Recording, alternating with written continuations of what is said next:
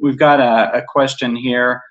One, during the TPM conference, the Coast Guard Admiral indicated that the carrier was ultimately responsible for submitting the correct VGM. The shipper is only responsible for providing the product weight, not the tear container weight. We already provide the product weight when we file our SLI to the carrier. Why are you saying that the shipper is responsible?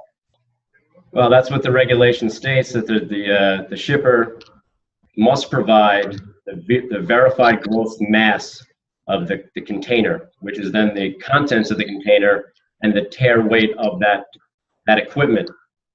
Now, the tear weight of a container is listed clearly on the back of it. And additionally, it's quite easy to obtain the tear weight of a particular carrier's equipment by going on their website, or they likely have, information they can give you regarding the tear weight of their equipment. Most of the equipment, which each carrier has in their inventory, doesn't vary greatly. If you have a high cube, it's going to be, high cube with Maersk and high cube with Hamburg Süd.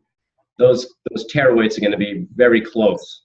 And I will tell you, because I was at the TPM as well, and one of the reasons we put this this webinar together was because the rule regarding SOLAS and the verified gross mass is written in a certain way. And we presented that information the way it's written today. And I was at that TPM conference listening to the Coast Guard as well. And they created even more gray than there was, because the Coast Guard, you are correct, the Coast Guard came out and said, we can only control what the carriers do. And that any other requirement is really a business practice between the carrier and the shipper. Based on what the rule said, and there were terminals that were out there that like Charleston, I believe it was, pretty much said, we don't want the verified gross mass. We go ahead and weigh all of our containers prior to submitting them to the steamship lines, to the carriers. Therefore, in Charleston, they're saying they're going to do it for you. But anyways, there was a lot of gray created, and as mentioned, without a doubt, prior to July 1, we're going to see some additional information come out. So I'm glad that you brought that up regarding what the Coast Guard said and so forth, because it is different. It does conflict with what the steamship lines are, or what came out with what the actual rule states as it relates to the shipper being responsible. So thank you for that question. That was great. Yeah, to further elaborate on that, just one point to make. Export containers from the United States are weighed when they are ingated into the terminal. I've everybody that's booked a box with a carrier and ingated the container, you typically get a TIR from your trucking company, and so the boxes are being weighed when they are received at the terminal.